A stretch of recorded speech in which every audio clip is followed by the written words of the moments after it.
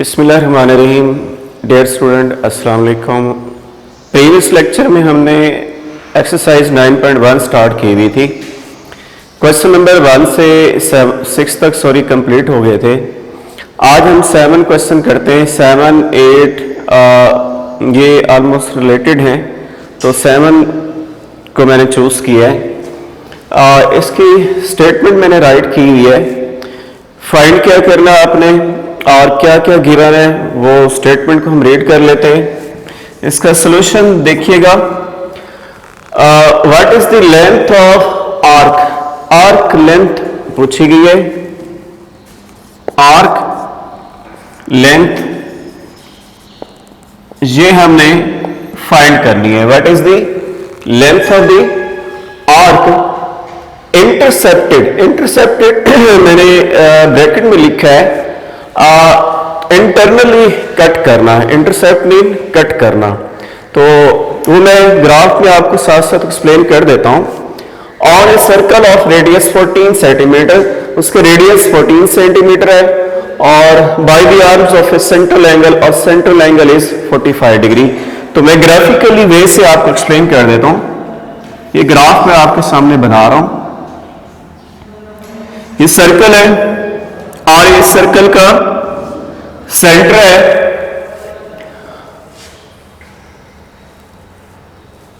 Arc length आपको find करनी है। इसकी रेडियस उसने बता दिया है कि रेडियस इसका 14 सेंटीमीटर है, तो आप ले लीजिएगा रेडियस इज 14 सेंटीमीटर।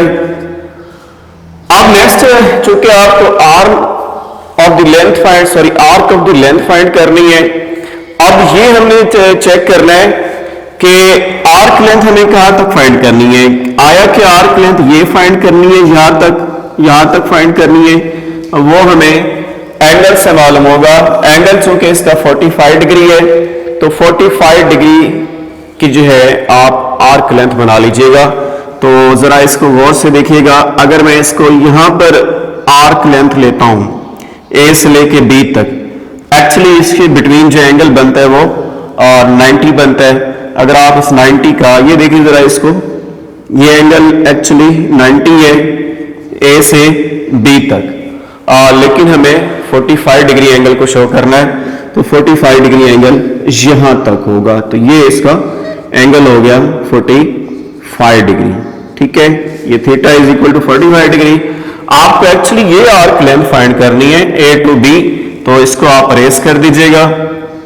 ये ए टू बी ये आर्क लेंथ है एल, और ये इसका रेडियस 14 सेंटीमीटर गिवन है। ये भी 14 सेंटीमीटर मीन रेडियस है ये, और ये थीटा इसका central angle.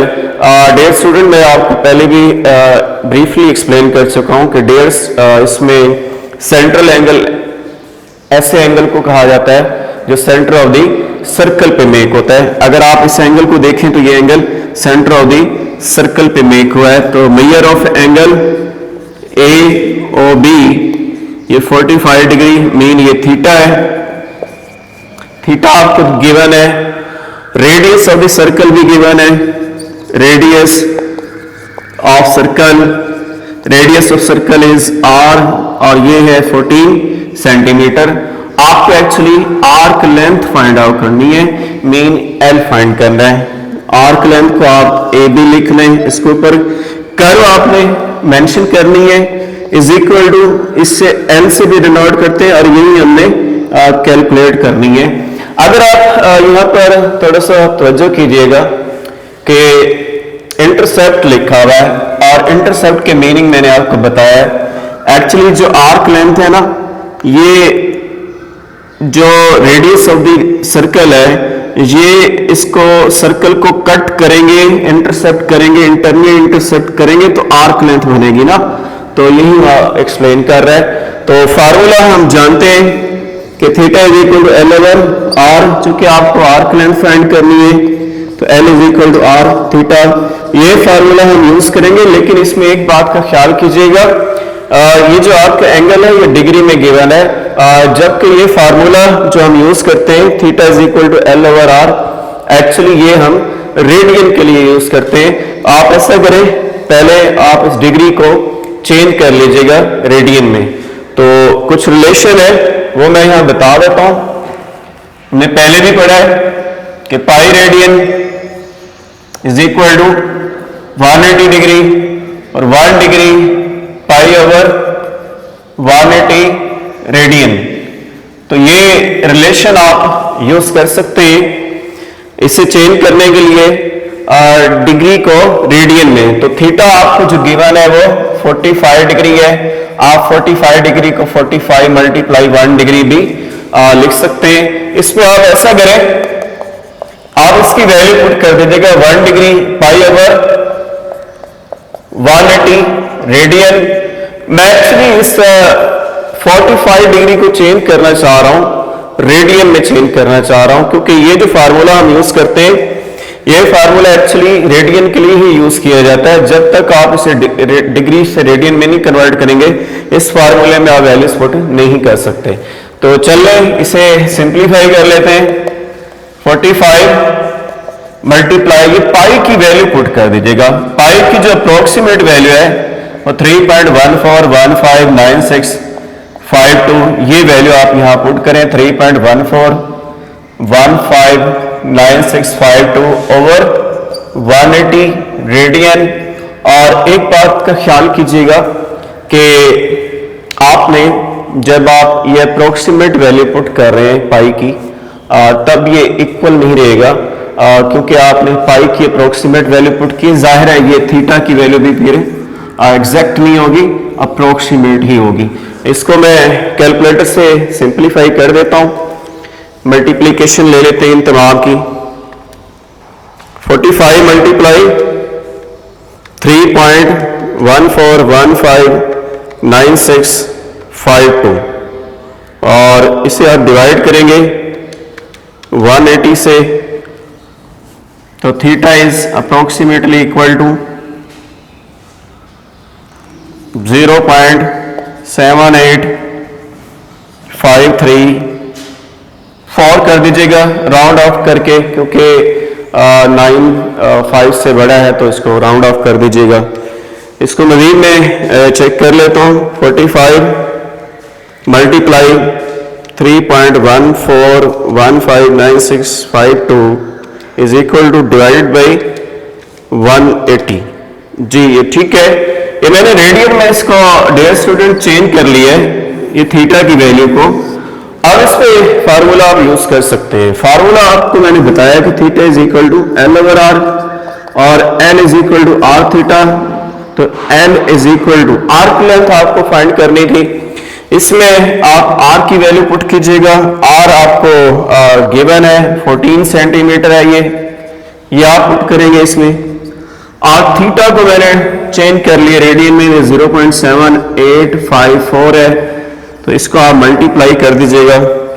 Multiply 14 is equal to 10.99558 centimetre. ये डियर स्टूडेंट इसकी लेंथ हमने फाइंड कर ली है, ए बी की मेन आर्क लेंथ फाइंड कर ली है। 7 और 8 क्वेश्चन सेम है। नेक्स्ट हम जो क्वेश्चन सॉल्व करेंगे वो क्वेश्चन नंबर है 9। तो 9 की मैं पहले स्टेटमेंट आपको बता देता हूं। Question number 9, railway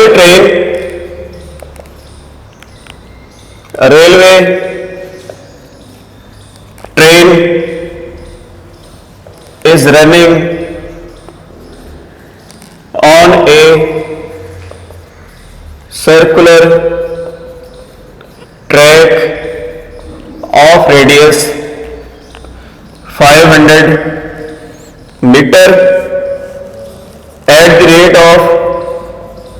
the rate of 30 kilometer per hour through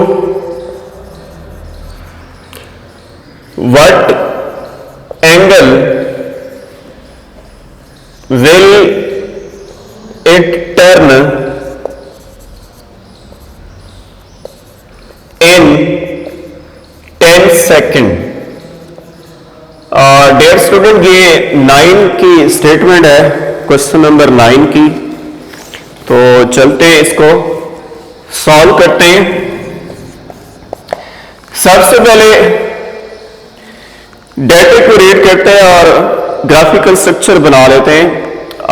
actually उसने कहा क्या है कि रेलवे ट्रेन है, एक ट्रेन है रनिंग और है सर्कुलर ट्रैक। एक ट्रैक आप ले लीजिएगा, लेकिन उस ट्रैक में जो रेडियस है वो 500 मीटर है उसका, तो सर्कुलर ट्रैक आप बना लीजिएगा। ये सर्कुलर ट्रैक एक, ये एक्चुअली क्या है, सर्कुलर ट्रैक है। ये इस सर्कुलर ट्रैक के ऊपर हमने रेलवे ट्रेन को रन कराना है। सर्कल शेप में, राउंड शेप में ये ट्रैक, इस पे रेलवे ट्रेन को मूव कराना है और इसका रेडियस क्या है, 500 मीटर। तो रेडियस इसका 500 मीटर है। ट्रेन की जो स्पीड है वो 30 किलोमीटर पर आवर है, ये फिक्स है, उसने बता दी है स्टेटमेंट में। एक बार जरा गौर से देखिएगा कि इसमें बेसिकली 2 यूनिट यूज की गई।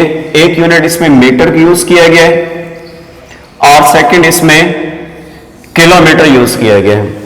आप या तो मीटर को किलोमीटर में चेंज कर लीजिएगा या किलोमीटर को मीटर में कन्वर्ट कर लें, ताकि हम इसका यूनिट सेम कर सकें। तो हम ऐसा करते हैं, ये जो किलोमीटर है ना, जो ट्रेन की स्पीड है, इसको हम मीटर में कन्वर्ट कर लेते हैं। तो सबसे पहले डाटा आप लिख लीजिएगा जो गिवन है, radius of the circular track.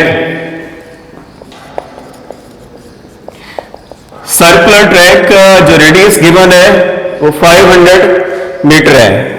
और नेक्स्ट उसने बताया जो गाड़ी की स्पीड है at the rate of 30 kilometre per hour, जो गाड़ी रन कर रही है सर्कुलर ट्रैक के ऊपर वो 30 किलोमीटर पर आवर है। तो speed of the train 30 kilometre per hour. आप उसे चेंज कर लीजिएगा मीटर में, तो यह हम जानते हैं कि 1 kilometre is equal to 1000 metre. 1 kilometre में 1000 मीटर होता है, तो 30 किलोमीटर में मीटर कितने होंगे, तो 30 से मल्टीप्लाई कर दें लेफ्ट को भी और राइट को भी। ये 30 जब 1 किलोमीटर से मल्टीप्लाई होगा 30 किलोमीटर होंगे, और 30 जब इससे मल्टीप्लाई करेंगे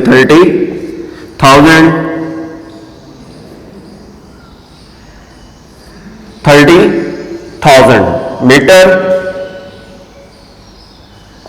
ठीक है, पर आवर। डियर स्टूडेंट, ये मैंने स्पीड इसकी मीटर में कैलकुलेट कर ली है, मीटर पर आवर। तो speed of the train in metre, ये 30,000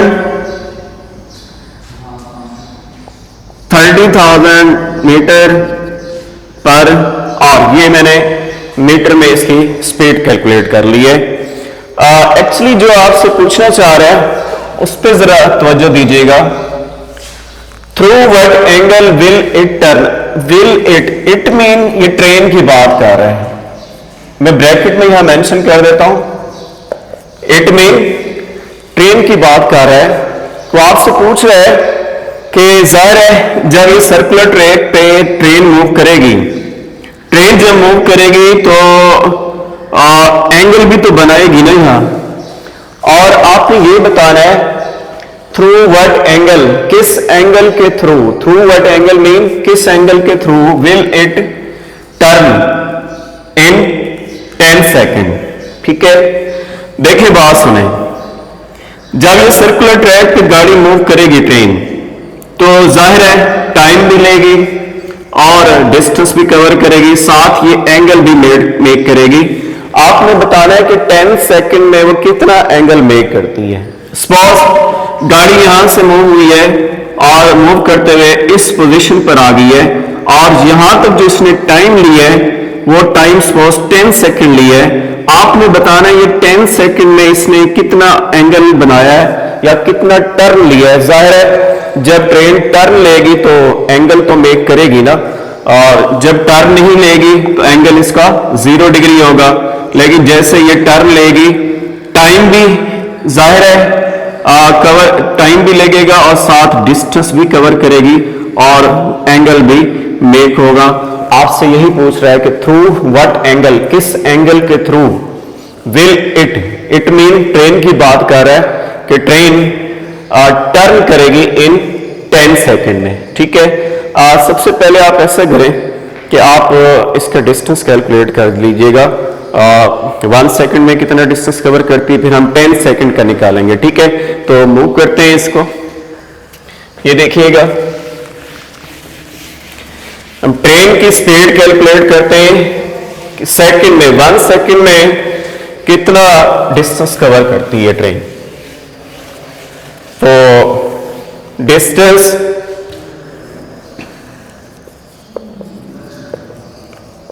covered by the train in 1 second in meter is equal to 30,000 metre per hour है। 1 सेकंड का डिस्टेंस कैलकुलेट करना है कि 1 सेकंड में डिस्टेंस कितना कवर करती है। तो 30,000 मीटर पर आवर है, आपने 1 सेकंड में कैलकुलेट करना है। आपको मालूम है कि 1 घंटे में हमने सेकंड निकालने, और मैं यहां लिख देता हूं। हमें मालूम है 1 minute is equal to 60 second होते हैं, और आपने 1 आवर में, और आप जानते हैं कि 1 घंटे में 60 मिनट होते हैं, उसमें सेकंड कैलकुलेट करना है। तो आप 60 से इसको मल्टीप्लाई कर दीजिएगा ऑन बोथ साइड, लेफ्ट को भी और राइट को भी। तो 60 जब 1 मिनट से मल्टीप्लाई होगा तो ये 60 मिनट्स हो जाएंगे, और ये जब इससे मल्टीप्लाई होगा तो ये 3600 सेकंड्स हो जाएंगे। और सेकंड मैंने आपको पहले भी बताया कि डबल प्राइम से इसको लिखते हैं, या ब्रैकेट में मैं यहाँ मेंशन कर देता हूँ। एक्चुअली ये सेकंड को रिप्रेजेंट कर रहा है, और ये 60 मिनट्स आप जानते हैं कि 60 मिनट्स एक्चुअली ये 1 आवर, ये 1 घंटा है। तो मैंने 60 मिनट्स में सेकंड्स कैलकुलेट कर लिए, 3600 सेकंड्स होते हैं। तो आप ऐसा करें, क्योंकि आपने ट्रेन की स्पीड कैलकुलेट करनी है, 1 सेकंड में कितना डिस्टेंस कवर करती है। तो टोटल डिस्टेंस 30,000 है, आप इसे 3600 से डिवाइड करेंगे और ये डिस्टेंस कैलकुलेट हो जाएगा मीटर पर सेकंड, मीन कि 1 सेकंड का डिस्टेंस कैलकुलेट हो जाएगा। तो इसको मैं कैलकुलेट करता हूं, डिवाइड कर लेते हैं। ये 2 zeros कैंसिल कर दीजिएगा, रिमेनिंग वैल्यूज को मैं कैलकुलेटर से डिवाइड करता हूं। 300 डिवाइड बाई 36, तो एक्चुअली ये 8.33 मीटर पर सेकंड ये डिस्टेंस इन 1 सेकंड कैलकुलेट हो गया है। लेकिन आपको पता है कि हमने जो डिस्टेंस कैलकुलेट करना है वो 10 सेकंड का डिस्टेंस कैलकुलेट करना है। डियर स्टूडेंट, अगर आपको ये 1 सेकंड का डिस्टेंस है, अगर आपको 2 सेकंड का डिस्टेंस चाहिए तो आप इसे 2 से मल्टीप्लाई कर दें। डिस्टेंस इन 2 सेकंड, तो 2 सेकंड का अगर आपको कैलकुलेट करना है तो 2 मल्टीप्लाई 8.33, और अगर आपको डिस्टेंस इन 3 सेकंड कैलकुलेट करना है तो 3 मल्टीप्लाई 8.33 मल्टीप्लाई, जाहिर है ये 1 सेकंड का डिस्टेंस है, मीटर में है। अगर आपको 2 सेकंड में कैलकुलेशन करनी है तो 2 से मल्टीप्लाई करेंगे इस वैल्यू को। 3 सेकंड का चाहिए तो 3 में, 5 सेकंड का आपको डिस्टेंस कैलकुलेट करना है तो 5 से मल्टीप्लाई करेंगे। 10 सेकंड का चाहिए तो 10 से मल्टीप्लाई करेंगे। एक्चुअली आपको 10 सेकंड का डिस्टेंस चाहिए तो यहां आप लिखेंगे distance covered by the train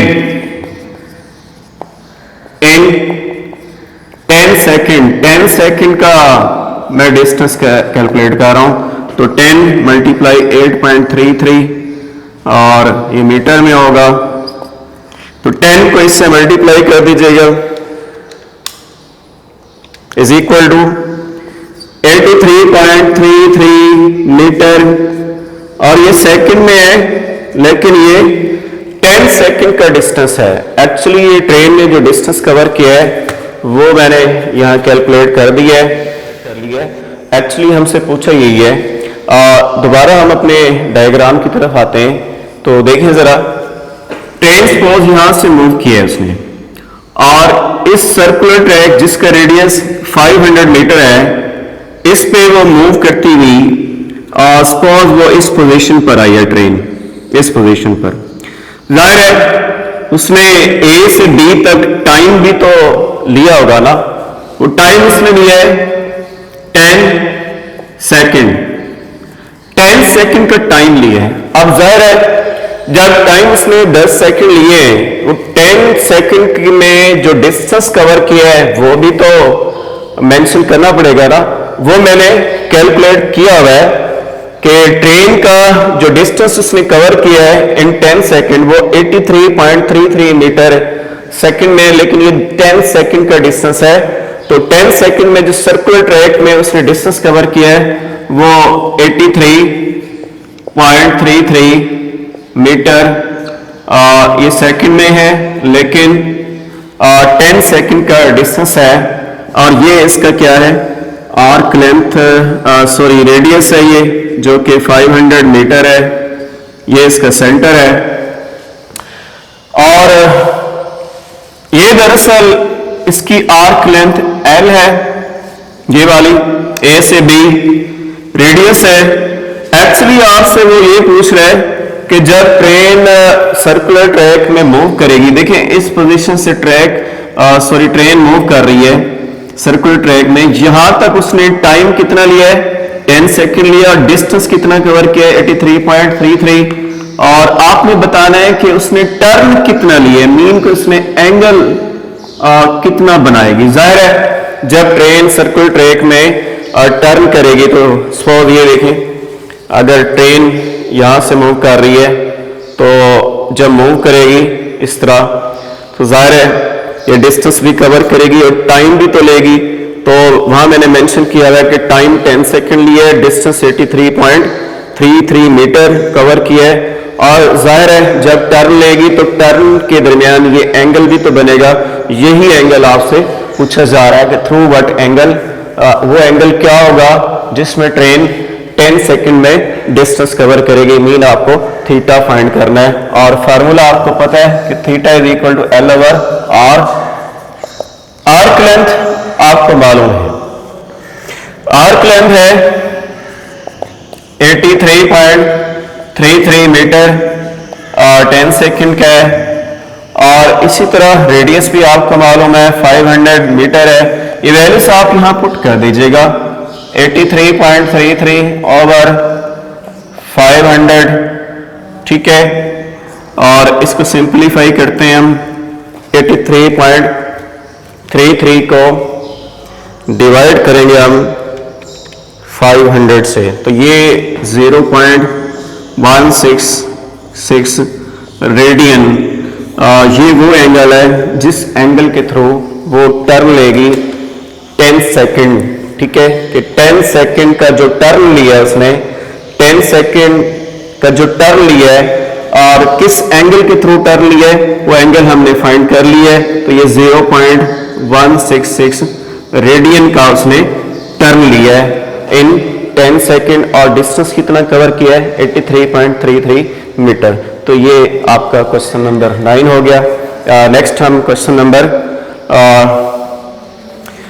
dear student, इसमें क्वेश्चन नंबर 10 और 11 ये दोनों सेम है, तो मैं इसमें आपको क्वेश्चन नंबर 10 आपको करवा देता हूं, 11 भी इसी तरह ही है। तो 10 आप देखिएगा जरा, प्रॉब्लम 10 करते हैं।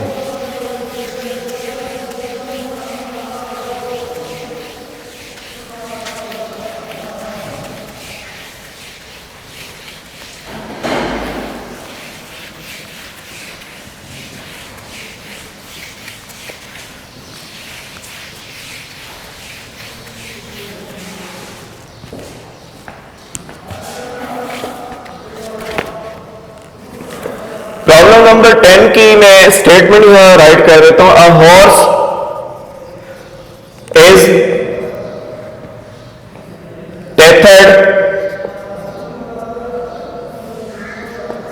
to a peg by a rope of 9 meter long and it mean, ये मैं ब्रैकेट में यहां मेंशन कर दिया है, इट मीन ये हॉर्स की बात कर रहा है। It can move in a circle with the peg as a center if the horse moves along the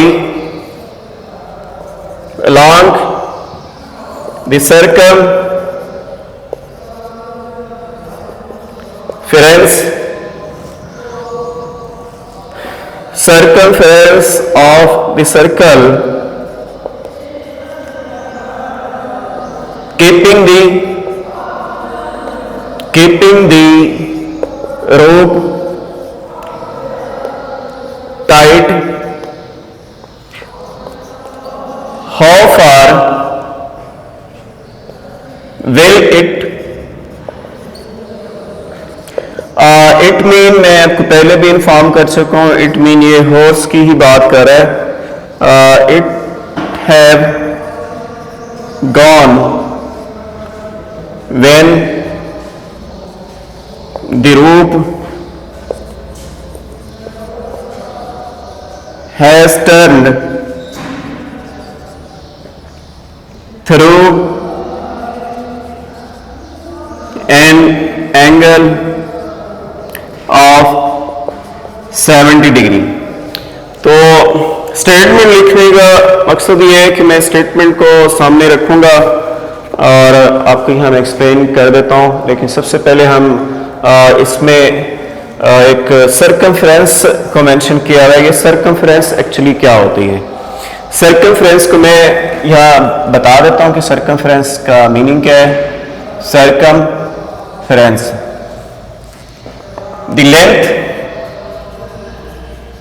the length of the outer boundary of the circle is called circumference of the circle। Graphically मैं यह बना के दिखा देता हूं, ये देखिएगा जरा। ये सर्कल और ये इसका सेंटर हो गया O और ये इसका रेडियस R है। एक्चुअली सर्कमफ्रेंस क्या होती है? सर्कमफ्रेंस A से लेकर, सपोज ये पॉइंट A है, A से B तक, सॉरी A टू A तक जो आउटर बाउंड्री की लेंथ है वो सर्कमफ्रेंस है आउटर बाउंड्री की। यानी इस पॉइंट से लेके दोबारा इसी पोजीशन तक ये जो टोटल लेंथ है सर्कल शेप में, इसी को हम सर्कमफ्रेंस कहते हैं। अब देखिए टेनिस बॉल है, टेनिस बॉल स्मॉल होती है, उसका सर्कमफ्रेंस कम होता है। और फुटबॉल को अगर आप ले लें तो फुटबॉल की जो आउटर बाउंड्री की लेंथ होती है वो टेनिस की निस्बत ज्यादा होती है। इसी तरह बलून ले लें, बलून को अगर आप बड़ा कर लें तो बलून का जो आउटर बाउंड्री की जो लेंथ होती है वो सर्कमफ्रेंस है, वो टेनिस बॉल से फुटबॉल से बड़ी होती है। अगर बलून को आप बड़ा कर लें तो आप जितना ही बड़े साइज का सर्कल लेते रहेंगे आउटर बाउंड्री की लेंथ उतनी ही ज्यादा बढ़ती जाएगी। तो एक्चुअली आउटर बाउंड्री की लेंथ को ही हम सर्कमफ्रेंस कहते हैं। दरअसल ये सर्कमफ्रेंस यही है। इसी तरह अगर आप ये ले लें, सपोज ये मैं सर्कल ले लेता हूं, तो इस सर्कल का जो सर्कमफ्रेंस है इससे कंपेयर करें तो कम है। मीन इसकी आउटर बाउंड्री की जो लेंथ है इसकी आउटर बाउंड्री की लेंथ से कम है, तो ये भी इसका सर्कमफ्रेंस ही है। ठीक है, तो मैं सॉल्यूशन इसका ले लेता हूं। स्टेटमेंट मैंने आपके सामने रखी हुई है, तो जरा देखिएगा। हॉर्स है वो सर्कल में मूव कर रहा है। हॉर्स को हमने बांधा हुआ है, टेथर्ड मीन, ये देखिए जरा स्टेटमेंट को, horse is tethered. Tethered mean बांधा हुआ है किसके साथ? पेग के साथ। पेग मीन के कील को कहते हैं, वैसे पेग का मतलब कील होता है, लेकिन कील तो नहीं, एक्चुअली हम लकड़ी का एक स्टिक होती है, लकड़ी की स्टिक को हम जमीन में फिक्स कर लेते हैं और उसके साथ जानवरों को, एनिमल्स को बांधा जाता है। हॉर्स भी हैं उसमें, बिफेलोस भी हैं, काउस वगैरह भी हैं, उनको हम उनसे टेथर्ड करते हैं, टेथर करते हैं, बांधते हैं। तो एक्चुअली ये इसका पेग है, पेग।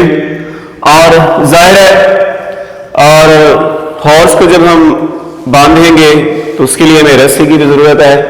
तो रूप मीन रस्सी, और किससे बांधा है उसे? By a rope of 9 metre long. 9 metre long है, ये हॉर्स है। स्मॉल मैंने इसको एच मीन ये हॉर्स है यहाँ पर इस पॉइंट ए के ऊपर, और इस रस्सी से हमने इसको बांधा और इसकी जो लेंथ है वो 9 मीटर लॉन्ग है। ठीक है, और आगे चलते हैं। एंड इट मीन हॉर्स की बात कर रहे हैं, कैन मूव, हॉर्स मूव कर रहे हैं in a circle, horse circle में मूव कर रहा है। ठीक है, with peg as a centre, peg को हमने कहा रखना है एज ए, ये पेग को मैंने फिक्स कर दिया है, सेंटर में फिक्स कर दिया है। नेक्स्ट देखें, if the horse moves along the circumference of the circle, तो मैं आपको पहले भी इन्फॉर्म कर चुका हूं सर्कमफ्रेंस की डेफिनेशन के हवाले से कि सर्कल की जो आउटर बाउंड्री की जो लेंथ होती है उसी को सर्कमफ्रेंस कहा जाता है। तो हॉर्स की वो बात कर रहे हैं कि if the horse moves along the circumference of the circle, अगर horse circumference of the circle के अलोंग मूव कर रहा है, इस ट्रैक के ऊपर मूव कर रहा है हॉर्स, देन वो कहता है कीपिंग द रूप टाइट, रस्सी को टाइट रखना है। मीन कि जब घोड़ा जो हॉर्स है अगर वो मूव कर रहा है सर्कल में, उसकी जो रूप है वो लूज नहीं होनी चाहिए। जाहिर है जब रस्सी लूज होगी, हॉर्स कभी इस तरफ आएगा कभी, तो वो सर्कमफ्रेंस ऑफ द सर्कल में मूव नहीं कर सकेगा। इसलिए यहाँ रेस्ट्रिक्शन या कंडीशन लगा दी है कि कीपिंग द रूप टाइट। और नेक्स्ट आपसे पूछा क्या है उसने, द मेन फोकस है वो ये है, ये आपसे पूछ रहे हैं कि हाउ फार, फार मीन दूर, how far will it mean horse की बात कर रहे हैं, हैव गॉन व्हेन द रूप has turn through an angle of 70 degree. देखिए बात सुने, जब हॉर्स इस सर्कमफ्रेंस के अलांग मूव करेगा, जैसे ये टर्न लेगा तो जाहिर है एंगल भी तो बनाएगा। ये सपोज अगर इस पोजीशन पर है तो ये उसने एंगल मेक किया है, नेक्स्ट अगर इस पोजीशन पर आया तो ये एंगल मेक किया है, नेक्स्ट इस पोजीशन पर आया है तो ये एंगल मेक कर रहा है वो। और जैसे जैसे सर्कमफ्रेंस के अलांग ये जो हॉर्स है मूव कर रहा है, एंगल भी तो मेक कर रहा है। और सपोज अगर हॉर्स इस पोजीशन पर है तो कितना एंगल मेक कर रहा है वो 90 डिग्री। ये देखिए जरा, अगर मैं यहाँ शो कर देता हूँ, सपोज हॉर्स ए से बी पॉइंट तक मूव किया है, जाहिर है उसने जो टर्न लिया है इस सर्कमफ्रेंस के अलांग, जितना भी टर्न लिया है वो एंगल भी तो बनाएगा ना। तो अगर आप गौर करें तो ये 90 डिग्री का उसने टर्न लिया है। लेकिन आपको मैं बता दूं कि कितना टर्न शो किया है, turn through an angle of 70 degree, 70 degree का टर्न लिया उसने। तो 70 डिग्री आप एग्जैक्ट काम शो नहीं कर सकते, मैं एक अंदाजे से यहाँ बता देता हूँ। सपोज ए से बी तक ये पोजीशन बनती है जो उसने 70 डिग्री का टर्न लिया है इस पॉइंट तक। आप कितना टर्न से शो किया हुआ है स्टेटमेंट में 70 डिग्री का। 70 डिग्री एक्चुअली ये थीटा है और ये इसका रेडियस है 9 मीटर। आपसे वो पूछ क्या रहा है, आपसे एक्चुअली वो ये पूछ रहा है हाउ फार विल इट, कि हॉर्स कितनी दूर होगा। एक्चुअली वो आपसे आर्क लेंथ पूछ रहे हैं। फार मीन ये आर्क लेंथ की बात कर रहा है। तो आर्क लेंथ आपसे पूछी है कि ये आपसे पूछ रहा है कि हॉर्स जब 70 डिग्री के एंगल से टर्न लेगा तो आर्क लेंथ क्या होगी। तो एक्चुअली आपसे वो पूछ रहा है A B arc length, mean L के बारे में पूछा है, रेडियस आपको मालूम है 9 मीटर है, और थीटा आप जानते हैं 70 डिग्री है। लेकिन आपको मैं एक बात पहले भी बता चुका हूं कि जो सर्कल से रिलेटेड प्रॉब्लम है वो रेडियंस से ही सॉल्व किए जाते हैं। Theta is equal to L over R, actually वो रेडियंस रिलेटेड होते हैं। ये डिग्री में फर्स्ट ऑफ ऑल आप इसे चेंज करेंगे, इसमें डिग्री में रेडियन में सॉरी, तो 1 डिग्री आप जानते हैं पाई ओवर 180 रेडियन होता है। ये वैल्यूज यहाँ पुट करेंगे, theta is equal to 70 degree, आप इसे राइट कर लें 70 मल्टीप्लाई 1 डिग्री, तो ये 70 degree is equal to 70 multiply 1 degree की वैल्यू मैंने यहाँ लिखी है पाई ओवर 180 रेडियन, तो theta is equal to 70 degree. और नेक्स्ट इसको सिंप्लीफाई करते हैं, ये देखिए theta is equal to 70 degree, तो 70 मल्टीप्लाई पाई की वैल्यू पुट करेंगे, पाई की अप्रोक्सीमेट वैल्यू 3.1415965 होती है। ये वैल्यू आप यहां पुट करेंगे, पाई की जगह पुट कीजिएगा पाई की वैल्यू जो कि 3.1415965 है ओवर 180। लेकिन एक बात याद रखिएगा कि क्योंकि ये अप्रोक्सीमेट वैल्यू है, जब आप यहां पुट करेंगे तो ये फिर एग्जैक्ट नहीं रहेगी, ये भी फिर अप्रोक्सीमेट वैल्यू ही हो जाएगी। तो थीटा की जो अप्रोक्सीमेट वैल्यू आई है, पहले ये डिग्री में था, अब रेडियन में, इसको मैं मल्टीप्लाई करता हूं और देखते हैं इसकी वैल्यू क्या आती है। तो देखिए जरा इसको 70 मल्टीप्लाई 3.1415965 और divide by 180 is equal to actually ये 1.2217 रेडियन, ये इसकी मैंने वैल्यू कैलकुलेट कर ली है। एक्चुअली ये थीटा 70 डिग्री था, तो 70 डिग्री की हमने रेडियन बना लिए हैं, तो इसके रेडियन ये कैलकुलेट हो गए। नेक्स्ट ऐसे करें, आप इसकी वैल्यू पुट कर दीजिएगा जो कि इसमें इस फार्मूले में, ये देखें theta is equal to L over R, आपको actually arc length L find करनी है, तो L is equal to R theta, L is equal to R आपको मालूम है ये 9 मीटर है, मल्टीप्लाई थीटा मैंने कैलकुलेट कर लिया है, और इसे आप मल्टीप्लाई कर दीजिएगा इसके साथ, मल्टीप्लाई 9, तो ये 10.99 मीटर, ये आपका फाइनल आंसर है कि हॉर्स जो है इस सर्कमफ्रेंस के अलावा जब मूव कर रहा है 70 डिग्री का उसने टर्न लिया है, रूट की लेंथ 9 मीटर है, आपको ये बताना है कि वो कितना दूर जाएगा 70 डिग्री का जब टर्न लेगा, तो वो इस पोजीशन से कितना दूर, कितना फार मीन दूर जाएगा, तो ये हमने कैलकुलेट कर लिया है। आर्क लेंथ एक्चुअली 10.99 मीटर, ये इसका आंसर आ गया। तो डियर स्टूडेंट, आप क्वेश्चन नंबर 10 और जो नेक्स्ट क्वेश्चन है क्वेश्चन नंबर 11, वो भी सेम प्रीवियस क्वेश्चंस की तरह ही है। तो नेक्स्ट इंशाल्लाह हम क्वेश्चन नंबर 12 से लेके क्वेश्चन नंबर 17 तक, ये भी ऑलमोस्ट सेम है। इंशाल्लाह नेक्स्ट लेक्चर में हम स्टार्ट करेंगे जो रिमेनिंग क्वेश्चन है। उस वक्त तक के लिए अल्लाह हाफिज़, अपना ख्याल रखिएगा।